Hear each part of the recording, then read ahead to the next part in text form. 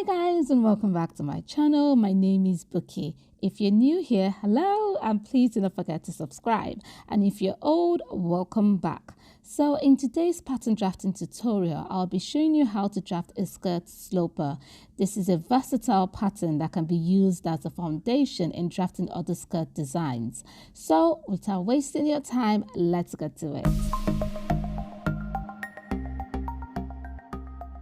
So to begin, I'm going to be using the following measurements, which is similar to a UK size 6 to 8, and I'll be using this block design as a foundation, which I'll be explaining shortly.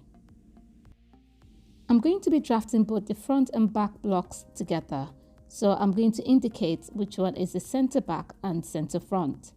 The rectangle is 19 inches wide, which is half of the hip measurement. Now, this measurement is the fullest part of the hips. So both the center front and center back are 9 inches wide. This was gotten by dividing the hip measurement, which is 36 inches, by 4.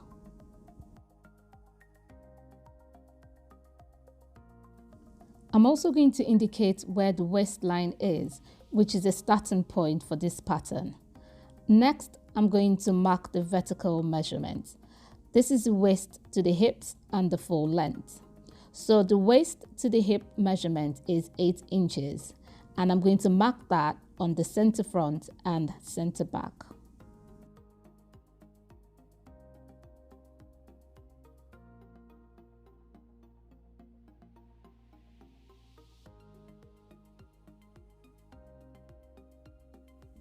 The next measurement is the full length of the skirt, which is 22 inches. This is how long I want the skirt to be, but you can make it any length you want. So I'm going to mark that on both the center front and center back.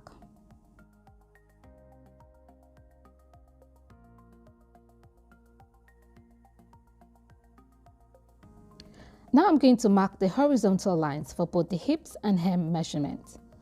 But because I already have the hip measurement, which is 9 inches, I'm just going to draw straight lines on the hip line and hem. The hem is the full length point.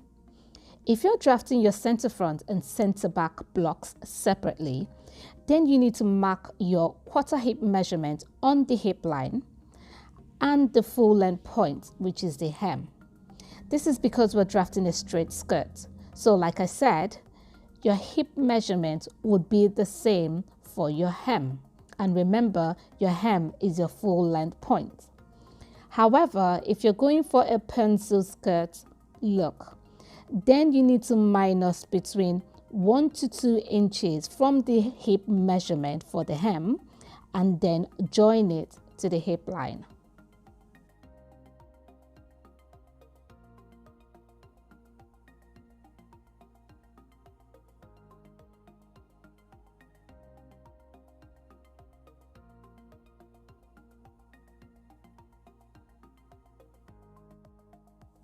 For the waistline, I'm going to mark the quarter measurement for the waist, which is 28 inches divided by 4, which gives me 7 inches.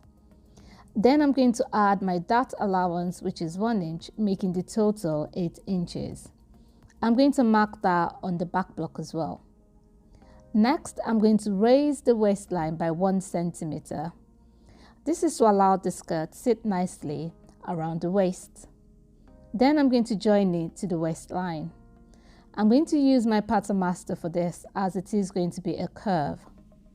You can use a French curve as well. Now this is going to be our new waistline.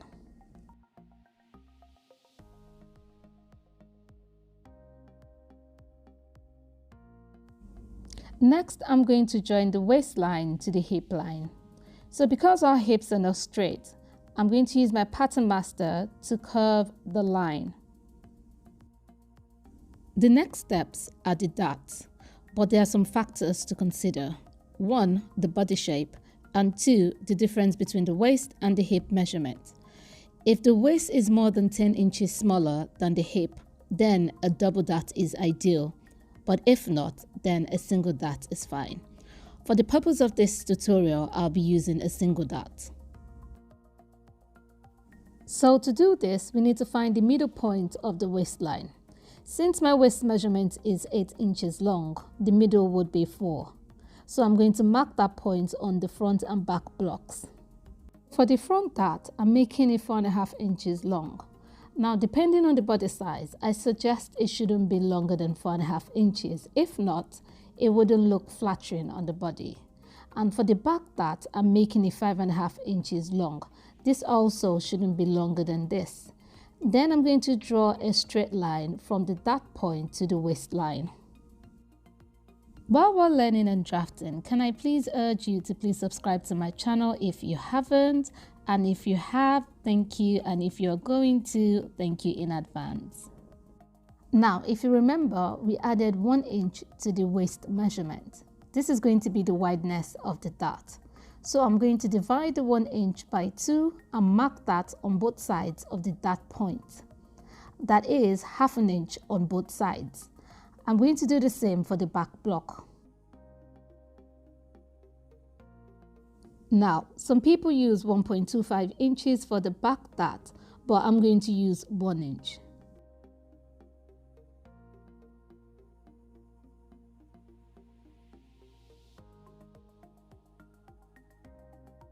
Once I'm done, I'm going to join the points to the dart point.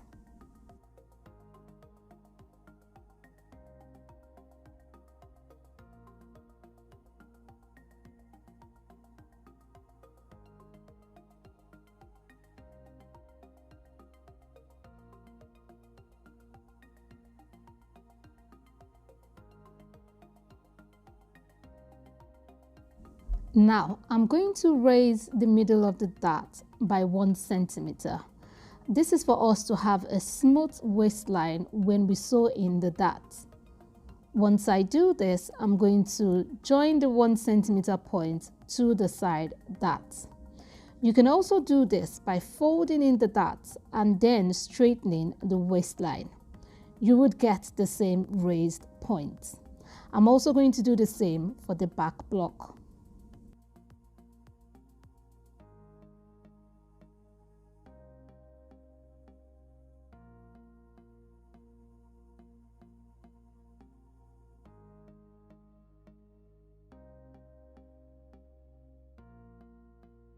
Now, the next step is the zip allowance for the back block. So the zip allowance is 1 inch or 2 centimeters wide. So what I'm going to do is I'm going to mark 1 inch all the way down from the waistline to the hemline. Then I'm going to use my ruler to draw a straight line. Once I do that, I'm going to add a 1 centimeter seam allowance all through minus the zip allowance. The zip allowance doesn't need another extra allowance. Then I'm going to cut 1 piece of the front block on a fold and 2 pieces of the back blocks. The back blocks doesn't need to be on a fold. I hope you guys have enjoyed watching this video. If you did, please give me a thumbs up and please do not forget to subscribe.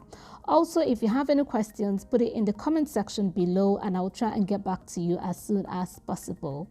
Until next time, have a good day.